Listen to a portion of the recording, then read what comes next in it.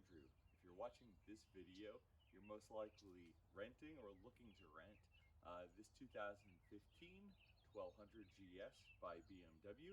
And I want to kind of give you just a couple of pointers, particularly about this bike, to make your renting and riding experience as good as possible. So a couple pieces that I want to look at and just to help you get oriented with the bike is one, mounting and dismounting, particularly if you have all these cases on the bike. Sometimes swinging your leg over, if you're not as limber as a gymnast, it's a little bit more challenging.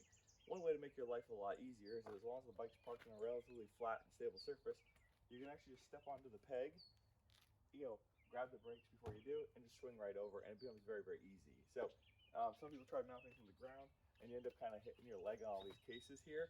But if you step onto the peg, that will make your life really, really easy, very, very simple. Uh, a second thing that you can do is, before you rent it, let me know regarding what boxes you want. Some people love having the side boxes on, some people don't. It's a personal preference. There's no right or wrong on that issue at all. But just let me know. I can include the side boxes or take them off.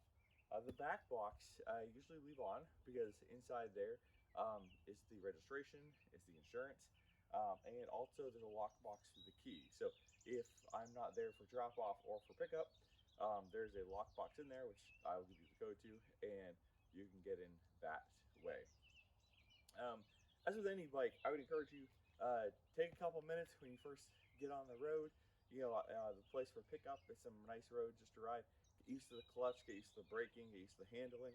Although the GSs are a little bit, sometimes feel a little bit larger when you're looking at them, or even when you first sit on them if you've not ridden them. I find them to be an exceptionally nimble bike. Very, very comfortable bike, very easy to handle in the corners. But I just always encourage you to spend a little bit of time getting used to the particulars of a bike. If you already are on a GS or you're familiar with a GS, even between them, they have there's slight differences on clutch placement, things like that. So just take a couple minutes to get comfortable so that you know how to, riding is a great experience for you on this bike.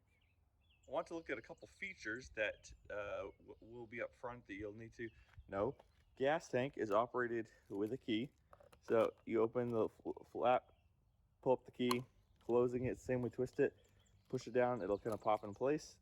Close the lid there. Ignition is a key ignition. Um, so once you do that, it powers up the whole display.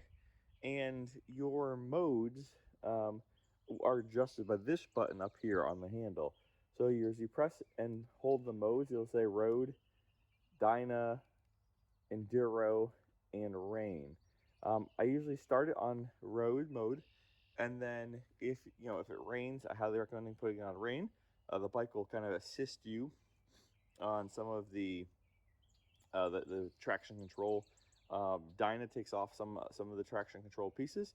Use wisely, and so road is kind of a really nice standard setup to start with. Here is a quad lock. This is for wireless charging. I don't have the cable. Like, this would just need a cable to connect to here. This mount holds your phone. I would just say make sure that your particular phone manufacturer doesn't have issues with vibration.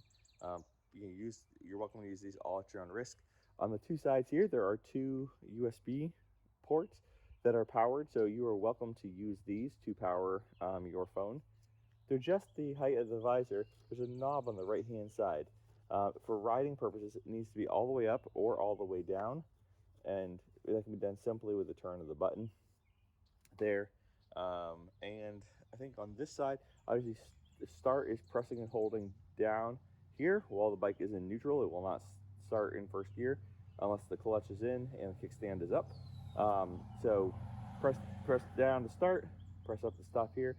Modes are up here, as I mentioned. Heated grips, there's two settings on heated grips. There'll be a display right on the screen there. The grips do work really, really nicely. So two modes for that. Which mode is best is dependent on the thickness of gloves that you're wearing, or if you're wearing gloves at all. That kind of depends, obviously, on the temperature as well. Well, I'm just pointing out a couple features on this side for controls. Probably you won't be using trip or info. This cancels ABS. Probably don't want to be using these ones. Blinkers here, left, right, and cancels to push in. Down here is your horn. I won't press it on the video. On top here is the cruise control. So there's a slide tab on, slide tab off, to turn it on or off. And then if you want to set it, you push it forward. Bumping it further forward increases the speed, bumping it backwards decreases speed. It cancels when you actually grab the clutch, or you just slide the cruise control off. And then up in front, and you can't quite see it here, there's actually the high beam controls. So push forward puts them on. If you just pull them back when they're in the back position, they'll turn them on, and you can kind of blink your high beams with that.